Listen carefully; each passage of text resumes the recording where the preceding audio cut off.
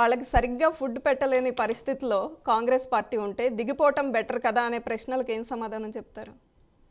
ఈ food poisoning అనేది కొత్తగా జరిగింది ఏం కాదు.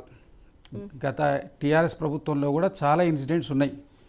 మీరు గూగుల్లో అంటే సమర్థించడం కోసం చెప్పడం లేదు, ఎవరు జరిగిన ఫుడ్ పాయిజనింగ్ జరగడం అనేది బాధాకరం. దానివల్ల ఎఫెక్ట్ అయినటువంటి వాళ్లకు 100%గా వాళ్లకు సరి అయినటువంటి ఆహారం అందించాల్సినటువంటి అవసరం ఉన్నది.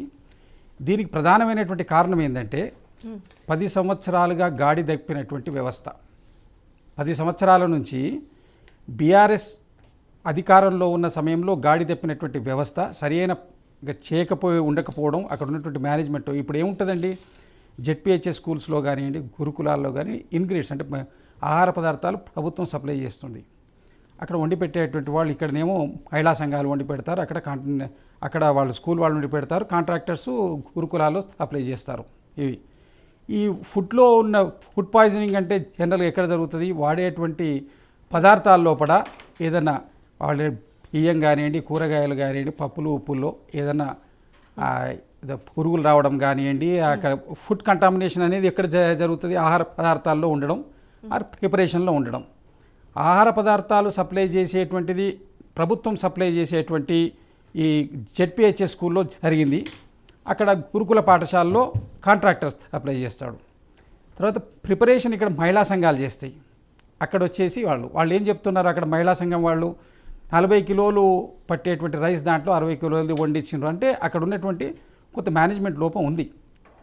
3 సార్లు వరుస పెట్టి జరగడం ఒకే స్కూల్లో అన్నది చాలా విచారకరం. దాని మీద ముఖ్యమంత్రి గారు కలెక్టర్స్ మీటింగ్లో దీని మీద స్పెషల్గా తీసుకొని ఇమీడియట్గా దాన్ని ఎంక్వైరీ చేయమని చెప్పారు. ఎప్పుడు 3 సార్లు జరిగిన తర్వాత ఎందుకు ఫస్ట్ టైం ఎందుకు క్వశ్చన్ చేయలేకపోయారు? ఎందుకు వాళ్ళని ఇప్పుడు అనేక పరిపాలనకు సంబంధించిన విషయాలున్న దాంట్లో ఇమీడియట్గా ఫస్ట్ టైం దాన్ని ఆయన ఫోకస్లకు సరిగా పోకపోయి ఉండొచ్చు. కానీ వారు ఫస్ట్ టైం నుంచి వాంకిడికి సంబంధించిన ఆశ్రమ పాఠశాలలో ఒక విద్యార్థిని చనిపోయింది. అక్కడ వాంకిడికి సంబంధించింది కొంచెం ఇప్పుడు అనేక మంది ఉన్నటువంటి విద్యార్థులు ఉన్న దగ్గర ఒక అమ్మాయి ఎఫెక్ట్ అయితే ఇంకా వేరే హెల్త్ కారణాలు కూడా ఏమైనా ఉండొచ్చు. ఇంకోటి అనేక మంది ఇప్పుడు పిల్లలకు ఇమ్యూనిటీ పవర్ తక్కువ ఉంటుంది. సో మెనీ రీజన్స్, వాళ్ళు ప్రాపర్గా ఎండకి ఎక్స్పోజ్ కాకపోవడం కానివ్వండి, వాళ్ళకి సరైన వ్యాయామం లేకపోవడం కానివ్వండి, ఏదో ఒక ఇమ్యూనిటీ అందరికీ ఎఫెక్ట్ అవ్వట్లేదు. ఫుడ్ పాయిజనింగ్ అయిన మాట వాస్తవమైనా అందరికీ ఎఫెక్ట్ అవ్వట్లేదు. దానికోసం ఎవ్వరూ ఫుడ్ పాయిజనింగ్లో దీని బాధ్యులున్నా కూడా ఆక్షేపణ లేకుండా వాళ్ళందరి మీద చర్య తీసుకోవడం జరుగుతుంది. ముఖ్యమంత్రి గారు దీని మీద చాలా సీరియస్ ఉన్నారు. ఎందుకంటే ఎడ్యుకేషన్ ఆయన కింద ఉన్నటువంటి పోర్ట్ఫోలియో కాబట్టి ఆయన దాని మీద చాలా సీరియస్ ఉన్నాడు. ఎట్టి పరిస్థితుల్లో దాన్ని క్లియర్ అయింది. అయితే మీరు అనేది మాటలేంటి, ఇట్లా విద్యార్థులకు సరిగ్గా తిండి పెట్టకపోతే జైలుకే అని చెప్పారు ఆయన. ఆ మాట ఆయన అంత స్పష్టంగా చెప్పిండు. ఇంప్లిమెంటేషన్స్లో ఒక ల్యాక్ ఆఫ్ ఉన్నది. ఇప్పుడు ఇమీడియట్గా యాక్షన్ సీరియస్గా అవుతుంది. తర్వాత ఇట్లాంటి పునరావృతం కాకుండా పూర్తి జాగ్రత్త తీసుకుంటారు. ఇప్పుడు సీతక్క లాంటి మంత్రి మాట్లాడే యాంగ్జైటీలో ఒక బాధలో మాట్లాడినప్పుడు ఆమె దీంట్లో కుట్రకోణం కూడా ఉందంటే దాంట్లో కూడా దానికి రీజనింగ్ ఉన్నది. ఏమన్నా కార్పొరేట్ విద్యా సంస్థలు అవి ఇక్కడ ఉన్నటువంటి గవర్నమెంట్ విద్యా విధానాలు కనుక బాగుపడితే వాళ్ళకి ఏమైనా ఇబ్బంది అవుద్దని అట్లాంటి ఏమైనా కుట్రకోణం ఉందా, లేక రాజకీయ మీరు మాటలు వేరేలాగా చెప్తున్నారు. సీతక్క గారు అంది అట్లా కాదు, కేటీఆర్ గారి మీద, ఆర్ఎస్ ప్రవీణ్ కుమార్ గారి మీద ఆవిడ మాట్లాడారు. ఒకటి ఏంటండి, ఇప్పుడు అక్కడ ఆమెకున్న ఫీడ్బ్యాక్, ఆమె మినిస్టరు, వాళ్ళకు ఉన్నటువంటి ఇంటెలిజెన్స్ రిపోర్టు ఫీడ్బ్యాక్ వాళ్ళకు ఉంటుంది. అన్ని వాళ్ళ పేర్లు కూడా చెప్పలేమని కూడా చెప్పింది. విమర్శించడానికి మాట్లాడిన మాటల్లో కనిపించట్లేదా మీకు? ఖచ్చితంగా అది ఇంటెలిజెన్స్ రిపోర్ట్ తీసుకుని మాట్లాడారు. దానికి సాకి పేర్లతో సహా బయట పెడతా అని కూడా చెప్పిండ్రు. దానికి పూర్తి ఆధారాలతో వస్తామని కూడా చెప్పిండ్రు కదా వారు. కొద్దిగా సమయం అయితే వేచి చూడాలి కదా, ఆధారాలతో వస్తా అన్నారు. రానప్పుడు మనం దాని విషయం మాట్లాడుతూ సమయం వేచి చూసే 3 సార్లు ఫుడ్ పాయిజన్ అయింది. 3 సార్లు ఫుడ్ పాయిజనింగ్ జరగడంలో అక్కడ 100% వాళ్ళు వాడేటువంటి పదార్థాల్లో కానివ్వండి, ప్రిపేర్ చేసే వాళ్ళలో నిర్లక్ష్యం 100% అధికారుల నిర్లక్ష్యం అనేది ఎవరు కూడా తీసేయలేనటువంటి అంశం అధికారులు తప్పలే ఉన్నది. అయితే మానిటరింగ్లో ముఖ్యమంత్రి గారు ఫస్ట్ టైం, సెకండ్ టైము కంటే థర్డ్ టైం అయితే అందరి దృష్టికి మీడియా ఒక ప్రధాన పాత్ర చేయబట్టి, అటెన్షన్ చేయబట్టి 100%గా వాళ్లకు మళ్ళా ఇట్లాంటి సంఘటన రాష్ట్రంలో ఎక్కడ పునరావృతం కాకుండా ఉండేటట్టు ఇది దీనికి ఉపయోగపడుతుంది.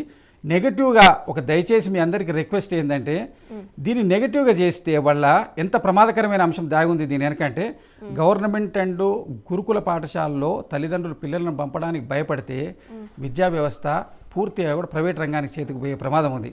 కాబట్టి దీన్ని కూడా మీరు ఒక బాధ్యతాయుతంగా దీన్ని డీల్ చేయాలని చెప్పి మీడియాకు అండ్ ఇతర పార్టీ వాళ్ళకు నేను రిక్వెస్ట్ చేస్తున్నాను. జరిగినప్పుడు వెలికి తీసే పని వెలికి తీయాలి మీడియా చేస్తుంది. 100%. కానీ మీడియాని రిక్వెస్ట్ చేసే కన్నా ముందు మీరు కాంగ్రెస్ ని రిక్వెస్ట్ చేయండి, అధికారుల్ని రిక్వెస్ట్ చేయండి సరిగ్గా పని చేయమని. 100% ముఖ్యమంత్రి గారు కలెక్టర్స్ మీటింగ్ లో దీన్ని ఫస్ట్ ప్రయారిటీలో పెట్టి ఆయన మాట్లాడిందంటే ఆయన ఇచ్చిన ఇంపార్టెన్స్ ఆటంకం కలుగుతుంది ఇట్లాంటి స్ప్రెడ్ అయితే అంటున్నారు. కానీ అక్కడ ఒకటి ఏంటంటే ఫుడ్ పాయిజనింగ్ అనేది జరగడం అనేది 100% అది బాధాకరమైన అంశం. అది జరగకుండా చూడాల్సిన పూర్తి బాధ్యత ప్రభుత్వానికి ఉంది.